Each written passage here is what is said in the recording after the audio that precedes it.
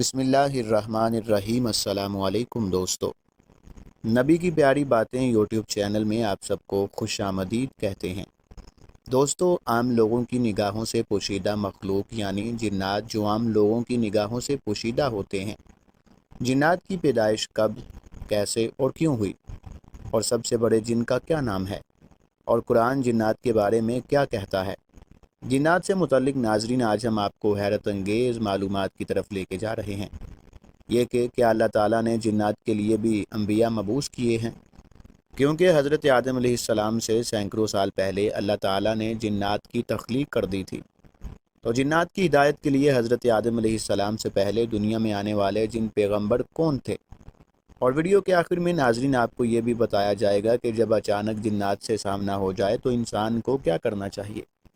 ناظرین، سب سے پہلے تو یہ جان لیجئے کہ جنات بھی اللہ تعالیٰ کی مخلوق ہیں، جنہیں انسان کی پیدائش سے قبل پیدا کیا گیا تھا۔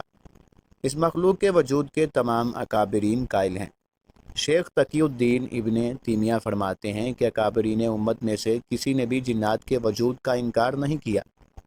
اکثر کفار بھی ان کے وجود کے قائل ہیں، کیونکہ جنات کے وجود کے متعلق انبیاء کرام کے ارشادات حد تواتر تک پہنچے ہوئے ہیں، جس کا یقینی طور پر معلوم ہونا لازمی ہے۔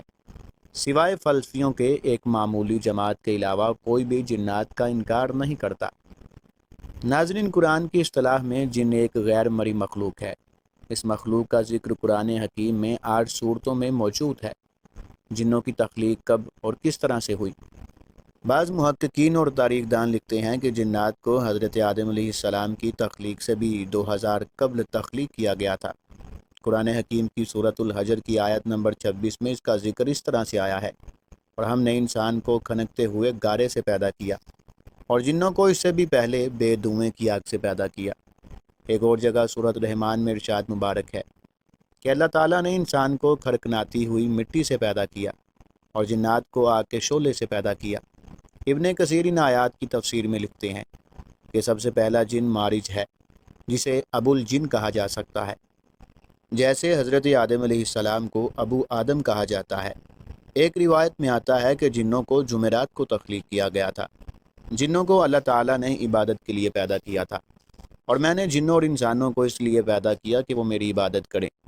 اس آیت مبارکہ سے ثابت ہو رہا ہے کہ انسان اور جن دونوں اللہ تعالیٰ کی مخلوق ہیں، اور اللہ تعالیٰ نے اپنی عبادت کے لیے پیدا کیا ہے، اور قرآن حکیم ان دونوں مخلوقات کے لیے ہدایت کا ذریعہ ہے۔ ناظرین، چونکہ حضرت آدم علیہ السلام سے سینکڑوں سال پہلے اللہ تعالیٰ نے جنات کی تخلیق کر دی تھی، تو ان کو بغیر ہادی اور ہدایت کے نہیں رکھا تھا۔ اس لیے بعض علماء کرام قوم جنات کے لیے انبیاء کرام کا مبعوث ہونا مانتے ہیں۔ قائل علماء کرام کے نزدیک قرآن کی یہ آیت اس بات کی طرف اشارہ کر رہی ہے کہ اللہ تعالیٰ نے انسانوں اور جنات دونوں میں انبیاء بھیجے۔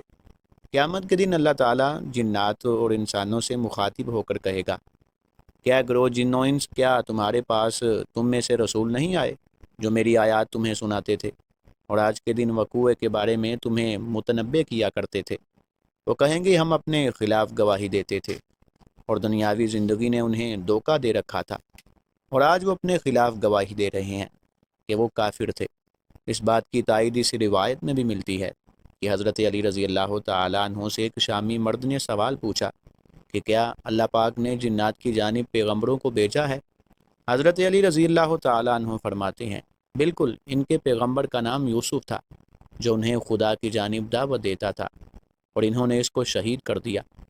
البتہ ناظرین، ان باتوں کا ہرگز یہ مطلب نہ لیا جائے کہ جنات کے انبیاء الگ ہوتے ہیں اور انسانوں کے الگ ہوتے ہیں، اور جنات کبھی بھی انسانی انبیاء کے امتی نہیں رہے ہوں گے، بلکہ بعض انبیاء جن و انس سب کے لیے تھے، اور ان کے لیے بطور خاص جنات کو متی کیا گیا، جیسے حضرت سلیمان علیہ السلام۔ ناظرین، جنات میں شاید چند ہی انبیاء آئے ہوں گے، کیونکہ جنات کی عمر انسانوں سے کئی گنا زیادہ ہوتی ہے، اور روایات کی روشنی میں ممکن ہے کہ ایک ہی نبی یوسف آیا ہو، لیکن بہرحال جنات میں انبیاء کا مبعوث ہونا ناممکن نہیں۔ 1,24,000 انبیاء کرام پر ایمان لانا اور حضور صلی اللہ علیہ وسلم کو خاتم النبیین اور سید المرسلین ماننا ایمان کا لازمی حصہ ہے۔ حضرت محمد مصطفیٰ صلی اللہ علیہ وسلم کی نبوت و رسالت پورے عالم کے لیے ہے، اور آپ انسانوں اور جنات حتیٰ کہ تمام کائنات کے لیے بھی آخری نبی ہیں۔ علماء کرام بیان کرتے ہیں کہ ہر چیز میں نبی کریم صلی اللہ علیہ وسلم کی شریعت کے مکلف ہے۔ بہت سی نقل کی گئی احادیث میں وارد ہے کہ مومنین جنات نماز پڑھتے ہیں، روزے رکھتے ہیں، حج کرتے ہیں، تلاوت قرآن کرتے ہیں، علوم دینیہ اور روایات حدیث انسانوں سے حاصل کرتے ہیں، اگرچہ انسانوں کو اس کا پتہ نہ چلے، لیکن یہ تمام باتیں مسلم جنات میں پائی جاتی ہیں۔ جس طرح انسانوں میں کفار موجود ہیں، اسی طرح جنات میں بھی کفار ہیں، اچھے اور برے جنات بھی ہوتے ہیں، جن میں تلاوت کرنے والے جنات، خوف خدا رکھنے والے جنات، تہجد گزار جنات، عمرہ کی ادائیگی، کعبہ مشرفہ کا طواف وغیرہ کرنے والے نیک جنات ہوتے ہیں۔ حیران کن بات یہ ہے کہ جہاں انسان جنات سے ڈرتا ہے، وہاں جنات بھی انسانوں سے ڈرتے ہیں۔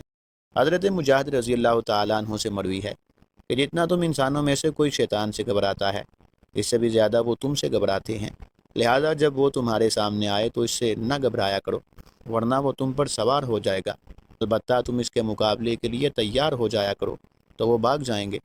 بلکہ ناظرین، ایک دن حضرت عمر بن خطاب رضی اللہ تعالیٰ عنہ بیٹھے ہوئے تھے کہ ان کے پاس سے ایک آدمی گزرا۔ کسی نے پوچھا، اے امیر المؤمنین، کیا آپ اس گزرنے والے کو جانتے ہیں؟ حضرت عمر رضی اللہ تعالیٰ عنہ نے پوچھا، یہ کون ہے؟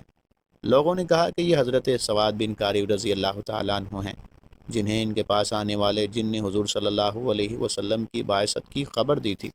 چنانچہ حضرت عمر رضی اللہ تعالیٰ عنہ نے پیغام دے کر انہیں بلایا اور فرمایا کہ کیا آپ سواد بن کارب ہیں؟ انہوں نے ہاں میں جواب دیا تھا۔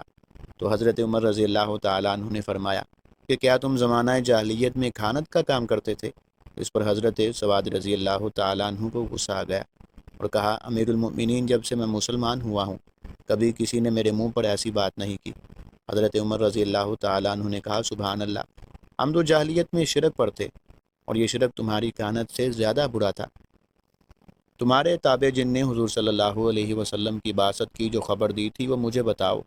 حضرت عمر رضی اللہ تعالیٰ عنہ کی فرمائش پر حضرت سواد رضی اللہ تعالیٰ عنہ نے اپنا تفصیلی واقعہ سناتے ہوئے عرض کیا، اے امیر المؤمنین، ایک رات میں لیٹا ہوا تھا، میرا جن پاس آیا اور مجھے پاؤں مار کر کہا، اے سواد بن کارب، اٹھ اور میری بات غور سے سن۔ اگر تیرے اندر عقل ہے تو سمجھ لے کہ قریش میں سے ایک رسول مبعوث ہوا ہے جو اللہ کی عبادت کی دعوت دیتا ہے۔ مجھے اس بات پر تعجب ہوا کہ جنات حق کو تلاش کر رہے ہیں اور سفید اونٹوں پر کجارے باندھ کر ہر طرف کا سفر کر رہے ہیں۔ یہ سب ہدایت حاصل کرنا چاہتے ہیں، لہٰذا تم ایک ایک کر کے اس ہستی کے پاس جاؤ جو بنی ہاشم میں ایک چیدہ اور عمدہ ہے اور ہدایت میں پہل کرنے والا دیر کرنے والے کی طرح نہیں ہوگا بلکہ اس سے افضل ہوگا۔ میں نے اس سے کہا کہ مجھے سونے دو، مجھے شام سے بہت نیند آ رہی ہے۔ اگلی رات وہ میرے پاس آیا اور اس نے مجھے پاؤں مار کر پھر گزشتہ رات والی ساری بات بتائی۔ اسی طرح مسلسل 3 راتیں وہ جن مجھے آ کر بتاتا رہا۔ چنانچہ میں اٹھا اور میں نے کہا، اللہ تعالیٰ نے میرے دل کو چانچ لیا ہے، یعنی جن کی بات صحیح معلوم ہوتی ہے، اور میں اونٹنی پر سوار ہو کر چل دیا۔ پھر مدینہ آیا تو وہاں حضور صلی اللہ علیہ وسلم اپنے صحابہ رضی اللہ تعالیٰ عنہ کے ساتھ تشریف فرما تھے۔ میرے قریب جا کر عرض کیا، میری درخواست بھی سن لیں۔ آپ صلی اللہ علیہ وسلم نے فرمایا، کہو۔ میں نے یہ اشعار پڑھے، یہ ابتدائی رات کا کچھ حصہ گزر جانے کے بعد اور میرے کچھ سو لینے کے بعد مجھے سرگوشی کرنے والا جن میرے پاس 3 رات آتا رہا، اور جہاں تک میں نے اسے آزمایا وہ جھوٹا نہیں تھا۔ وہ ہر رات مجھ سے یہی کہتا کہ تمہارے پاس ایک رسول صلی اللہ علیہ وسلم آئے ہیں۔ اس پر میں نے سفر کی مکمل تیاری کر لی اور تیز رفتار والی اونٹنی لے کر ہموار اور وسیع میدانوں میں چلتا رہا۔ میں گواہی دیتا ہوں کہ اللہ تعالیٰ کے سوا کوئی چیز عبادت کے لائق نہیں ہے، اور آپ ہر بات کے بارے میں قابل اعتماد ہیں اور قابل احترام اور پاکیزہ لوگوں کے بیٹے ہیں۔ آپ صلی اللہ علیہ وسلم تک پہنچنے کے لیے تمام رسولوں میں سب سے زیادہ قریبی وسیلہ ہیں۔ اس روئے زمین پر چلنے والے سب سے زیادہ اچھے انسان آپ صلی اللہ علیہ وسلم ہیں۔ انہیں تمام اعمال کا حکم فرمائیں جو آپ صلی اللہ علیہ وسلم کے پاس اللہ کی طرف سے آ رہے ہیں۔ ہم ان اعمال کو ضرور کریں گے، چاہے ان اعمال کی محنت میں ہمارے بال سفید ہو جائیں۔ آپ صلی اللہ علیہ وسلم اس دن کے لیے میرے سفارشی بن جائیں۔ جس دن آپ صلی اللہ علیہ وسلم کے علاوہ اور کوئی سفارشی میرے کام نہیں آئے گا۔ میرے یہ شعر سن کر حضور صلی اللہ علیہ وسلم اور تمام صحابی رضی اللہ تعالیٰ عنہم اجمعین بہت زیادہ خوش ہوئے اور ان سب کے چہروں سے خوشی عیاں ہونے لگی۔ یہ قصہ سن کر حضرت عمر رضی اللہ تعالیٰ عنہ حضرت سواد رضی اللہ تعالیٰ عنہ سے لپٹ گئے اور فرمایا، میری دلی خواہش تھی کہ میں تم سے یہ سارا واقعہ، سارا قصہ سنوں، کیا اب بھی وہ جن تمہارے ساتھ آتا ہے؟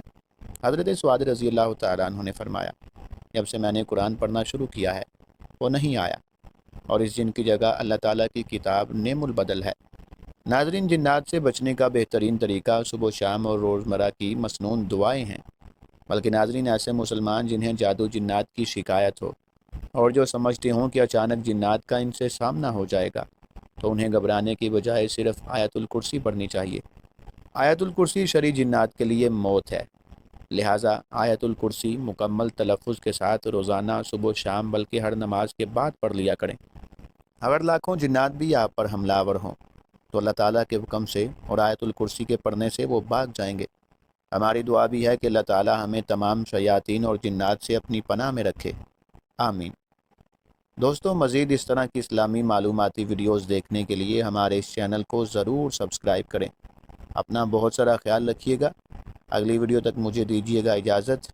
اللہ حافظ۔